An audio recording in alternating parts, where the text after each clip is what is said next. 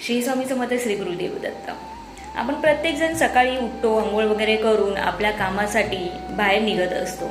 घराच्या बाहेर जेव्हा आपण निघतो ना, तुम्हाला माहिती आहे का, घराच्या बाहेर जेव्हा आपण पाऊल ठेवतो त्यावेळेस तुम्हाला ह्या 3 शब्दाचा उच्चार करायचा आहे, जेणेकरून ज्या कामासाठी तुम्ही निघताय ना ते काम कंप्लीट झालं पाहिजे.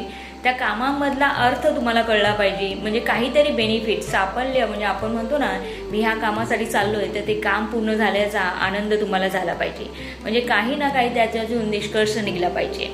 तर करायचं काय आहे, ज्या वेळेस तुम्ही घरातून बाहेर निघाल त्याच्या अगोदर काय करायचं आहे, आपल्या घरातील जे वडीलधारी व्यक्ती आहेत त्यांचे चरण स्पर्श करायला विसरायचं नाहीये.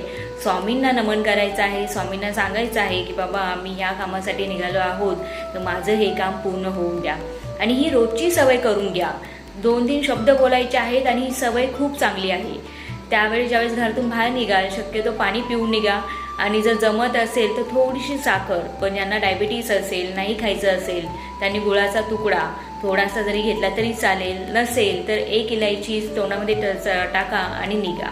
आणि घरातून बाहेर निघताना 100% पहिलं पाऊल जे असेल ते उजवं असून द्या. आणि उजवं पाऊल जेव्हा तुम्ही उंबऱ्याच्या बाहेर ठेवाल त्यावेळेस 3 वेळा नारायण नारायण नारायण असं बोलून घराच्या बाहेर निघायचं आहे. आणि ज्या कामासाठी ऑफिसला जात आहात, कुठेही जात आहात, मीटिंगला वगैरे, त्या ठिकाणी सुद्धा पहिला जाताना उजवं पाऊल ठेवा आणि नारायण नारायण नारायण असं 3 वेळा म्हणून बघा.